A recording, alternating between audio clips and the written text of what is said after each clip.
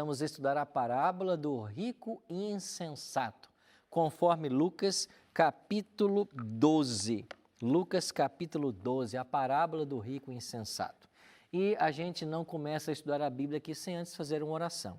Então eu quero convidar você que está aí sintonizado com a Novo Tempo, ou então através do Facebook, na internet, para juntos estudarmos a Bíblia, a fazermos uma oração. Se você puder, feche seus olhos e ore comigo. Pai querido, muito obrigado por estarmos reunidos mais uma vez para estudarmos a Tua Palavra. Que o Teu bom e Santo Espírito se faça presente e nos ajude agora a compreendermos a Tua vontade para a nossa vida e as lições que o Senhor deseja ensinar através dessa parábola. Em nome de Cristo nós te oramos. Amém. Lucas capítulo 12. Eu queria ler com vocês alguns versos. Vamos começar então pelo verso 16. Propôs-lhes então uma parábola, dizendo: O campo de um homem rico produzira com abundância, e ele arrazoava consigo, dizendo: Que farei, pois não tenho onde recolher os meus frutos? Disse então: Farei isto: derribarei os meus celeiros e edificarei outros maiores, e ali recolherei todos os meus cereais e os meus bens. E direi à minha alma: Alma, tens em depósito muitos bens para muitos anos. Descansa, come, bebe, regala-te. Mas Deus lhe disse: Insensato, esta noite te pedirão a tua alma, e o que tens preparado, para quem será? Assim é aquele que para si ajunta tesouros e não é rico para com Deus. Interessante, não? Jesus, como mestre do ensino, buscava através de parábolas lições práticas para a nossa vida. E o tema dessa parábola é a avareza. Esse é o tema da parábola. E como começou esta parábola? Como é que começou essa história? Em que contexto ela foi inserida? Aconteceu assim: Jesus estava junto dos discípulos e a multidão o acompanhava. De repente, enquanto ele ensinava a respeito dos mistérios do reino de Deus, um homem se aproximou e disse assim: Mestre, eu estou tendo um problema com meu irmão, porque o nosso pai deixou para nós uma herança e o meu irmão não quer dividir comigo a parte que me toca. Então, esse foi o contexto. Jesus percebeu na palavra desse homem a avareza, o amor pelas coisas da terra, pelas posses materiais. E Jesus não podia desviar o foco do seu ministério. E ele foi claro ao dizer para esse homem: Mas quem é que me estabeleceu para juiz entre vocês? Em outras palavras, quem sou eu para ficar julgando as causas?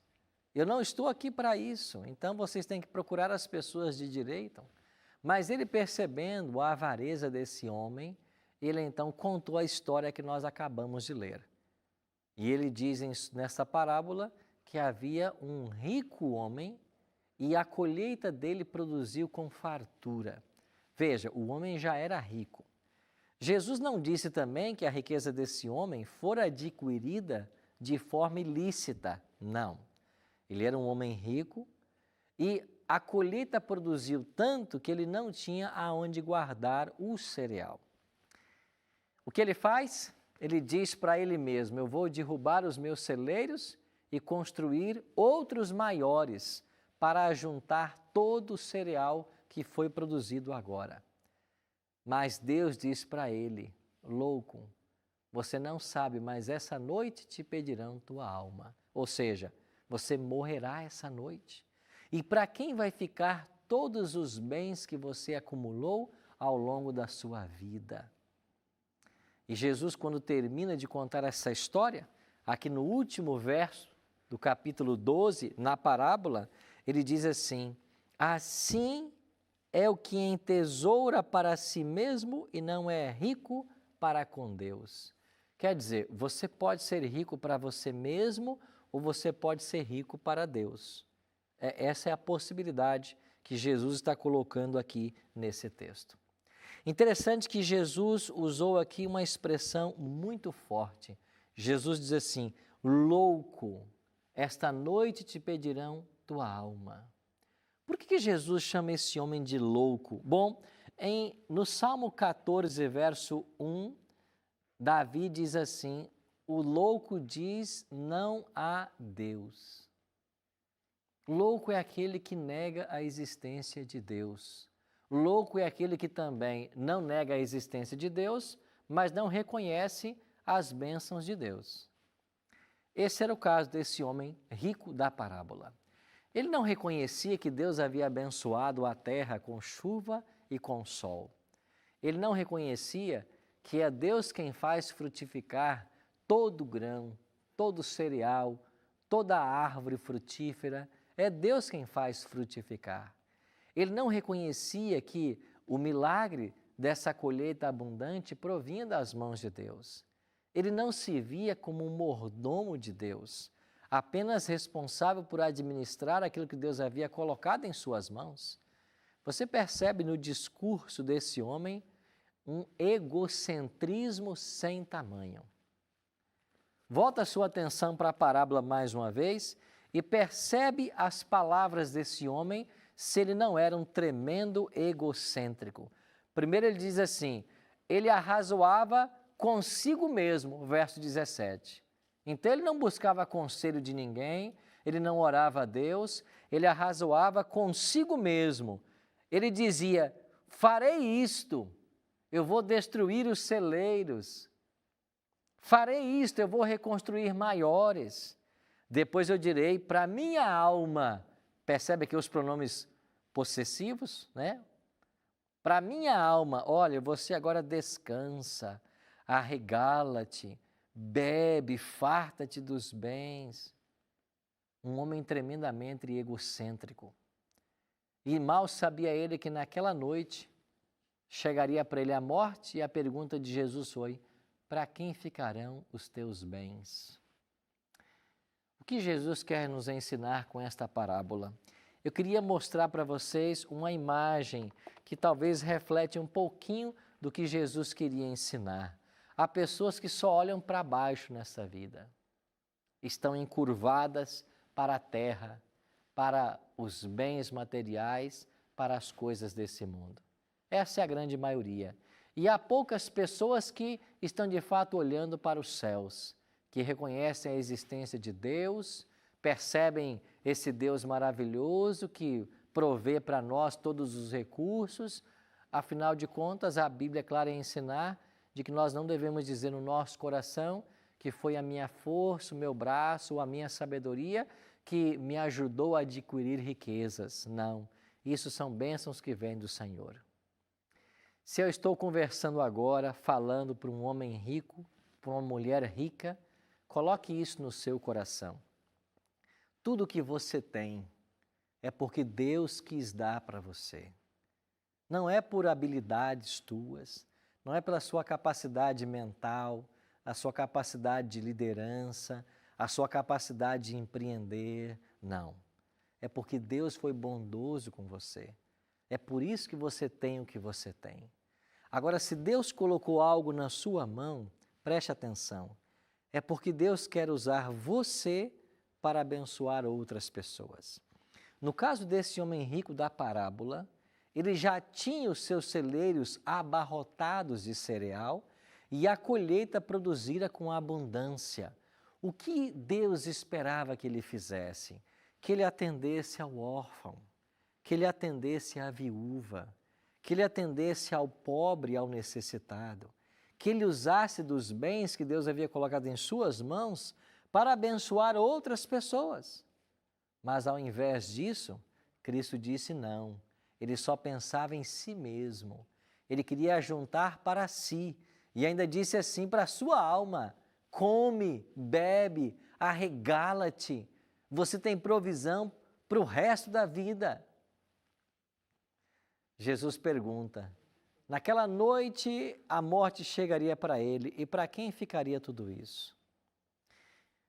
Você sabia que é muito comum, às vezes, pessoas começarem lá de baixo e construírem fortunas E quando essas pessoas morrem e os filhos ou netos herdam, com poucos anos, eles destroem tudo que esse homem construiu, tudo que essa mulher construiu. Sabe por quê? Porque esses filhos e netos não aprenderam a dar valor, não aprenderam a lidar de fato com os bens que Deus permitiu que esse homem ajuntasse. Jesus ensina na parábola de que nós podemos ser ricos aos nossos olhos ou podemos ser ricos aos olhos de Deus. O que significa ser rico aos olhos de Deus? É você ajuntar nos tesouros celestiais. É isso que significa. Rico aos teus olhos é ter uma conta bancária grande, avantajada, é ter bens, propriedades, móveis e imóveis. Você pode ser rico aos teus olhos, mas aos olhos de Cristo você é rico. Você tem acumulado no céu. Mas, pastor, como que eu acumulo no céu?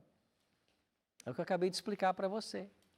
É quando você usa os recursos que Deus colocou na sua mão para abençoar a vida de outras pessoas. Do órfão, da viúva, do pobre necessitado, das pessoas que estão ao seu redor. E se você quiser uma escala de importância, eu diria que é o seguinte: primeiro, você tem que abençoar a sua família com os recursos que Deus colocou em sua mão. Abençoou a família, atendeu às necessidades da sua família, agora vem aqueles que estão ao seu redor, as pessoas que carecem do seu auxílio, da sua ajuda. Alguém disse que quem dá ao pobre, empresta a Deus. Eu não sei quanto disso é verdade, mas eu sei de uma coisa: quando você usa os bens que você tem para abençoar outras pessoas, você de fato está fazendo ao próprio Cristo. Porque lá na parábola do grande julgamento de Mateus capítulo 25, é isso que Jesus ensinou, que quando o Filho do Homem vier, ele dirá para os salvos: eu estive nu e você me vestiu, eu estava preso e você foi me ver, eu tive fome e você me deu de comer. O que significa isso? É que essa pessoa usou os seus talentos, os seus bens, para abençoar aqueles que estavam ao seu redor, que careciam. E por falar nessa escala de valores, onde você abençoa a sua família, depois aqueles que estão próximos a você, e eu coloco um terceiro item: usa os teus bens para o avanço do Evangelho de Cristo. Sabe por que eu digo isto? Porque Cristo só voltará a essa terra quando o Evangelho for pregado a toda criatura. Então você tem que usar os teus recursos para o progresso da causa de Deus. E pode ser que eu esteja falando agora com alguém que é anjo da esperança, alguém que já apoia o ministério da Novo Tempo. Essa TV comprometida em pregar a palavra de Deus 24 horas por dia. Uma TV que tem como peculiaridade se preocupar com a vida eterna das pessoas e ensinar tudo o que está na Bíblia. Tudo. Esse é o nosso compromisso aqui. Ensinar tudo o que está na Bíblia. Agora, se eu estou pregando nessa noite para alguém que ainda não é um anjo da esperança, torne-se um anjo da esperança. Abençoe a Novo Tempo com os seus recursos, para que a Novo Tempo abençoe outras pessoas. Como é que você faz? Acesse o site aí, anjosdaesperança.com, ou então ligue para nós em horário comercial, 0 operadora 12 21 27 30 30. Se torne um anjo da esperança. Use os recursos que Deus colocou em sua mão para pregar o Evangelho, para levar essa bênção a outras pessoas. Pastor, eu não sou um homem rico, eu não tenho muitas posses. Como que eu posso então ser rico para com Deus? Eu queria mostrar para você agora uma foto de uma pessoa que, na minha visão, é uma mulher bilionária. Você conhece ela? Aqui está ela. Lembrou-se? Madre Teresa de Calcutá. Para mim, esta mulher é uma verdadeira bilionária. Sabe por quê? Porque ela dedicou tudo o que tinha e deu a sua própria vida para abençoar outras pessoas. Sabe o que me chama a atenção na história de Madre Teresa?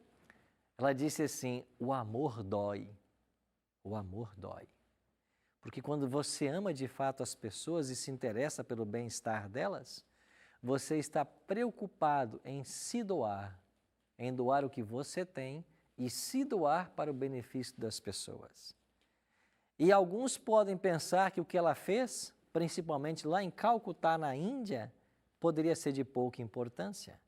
Mas eu queria que você prestasse atenção numa frase que ela disse. Aliás, Madre Teresa é famosa por frases impactantes, mas eu gosto muito dessa que ela escreveu. Sei que o meu trabalho é uma gota no oceano, mas sem ele, o oceano seria menor.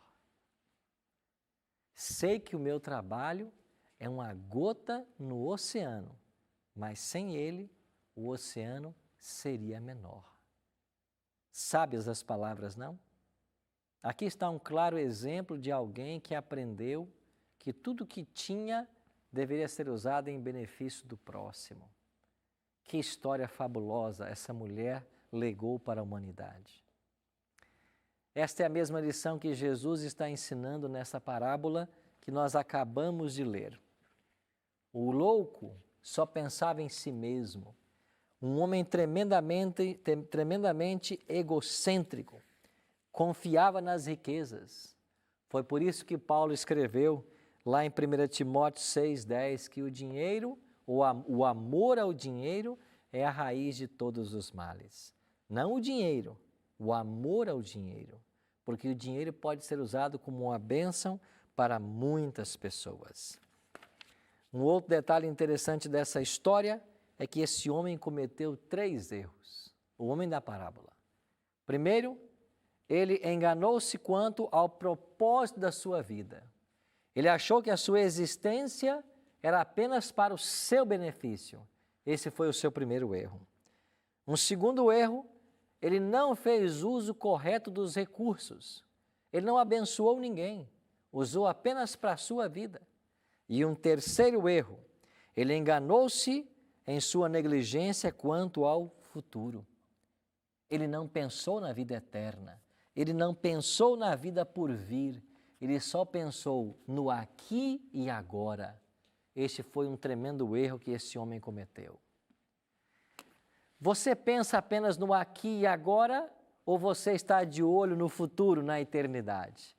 E eu fico maravilhado com tantos projetos que a gente vê por aí sendo desenvolvidos, pessoas tentando construir um lar lá em Marte, ou em outro país, ou em outro planeta qualquer.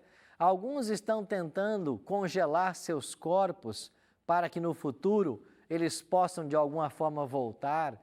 Existem tantas tentativas de perpetuar a vida, mas só existe uma que é autêntica.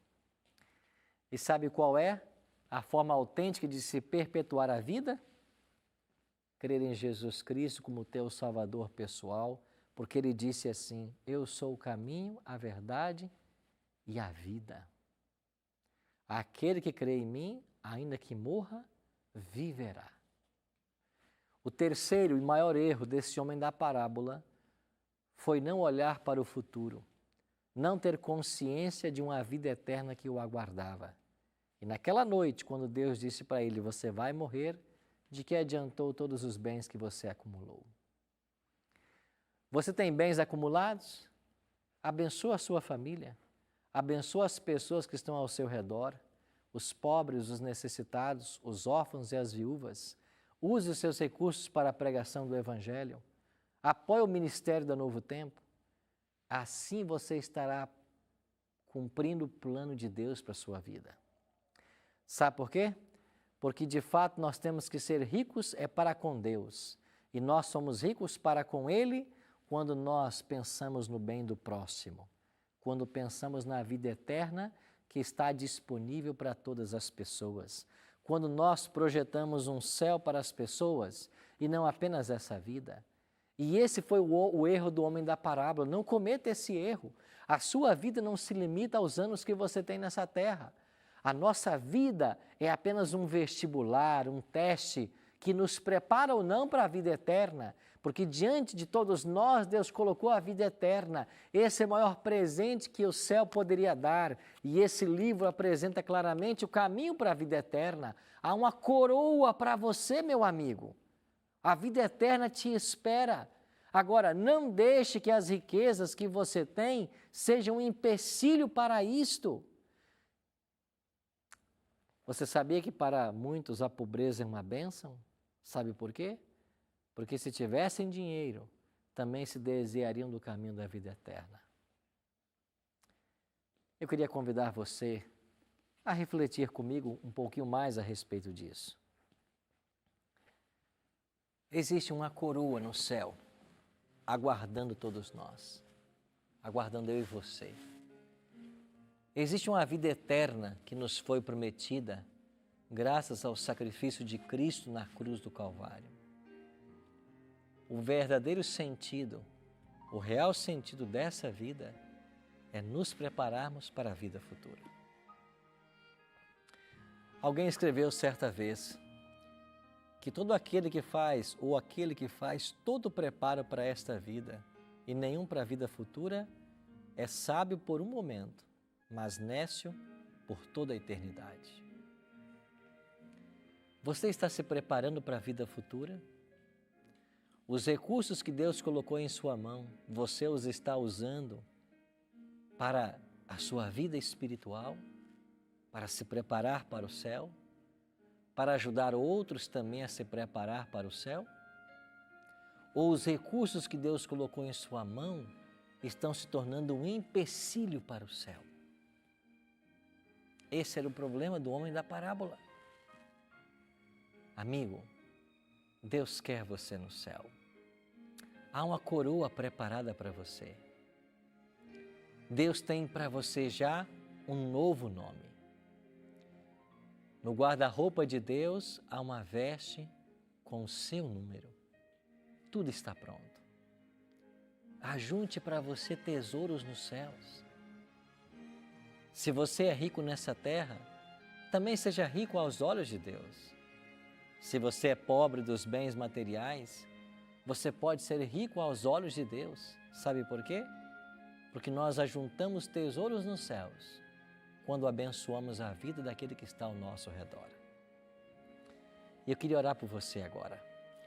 Orar para que o Espírito Santo trabalhasse continuamente no seu coração e fizesse de você alguém que deseja de fato o céu e a vida eterna. E que você tenha a sabedoria que o céu pode dar para se preparar para esse céu. Ore comigo. Pai Santo, planta em nosso coração o desejo pelo céu. Ajuda-nos a fazer todo o preparo para estarmos prontos para o glorioso dia da Tua volta. Não permita que os nossos bens sejam um empecilho para a vida eterna. Pelo contrário, que nós possamos usá-los com sabedoria, abençoando também a outros, e que o Senhor nos prepare para os céus. Tudo isso te pedimos, em nome e por amor de Jesus Cristo, hoje e sempre. Amém.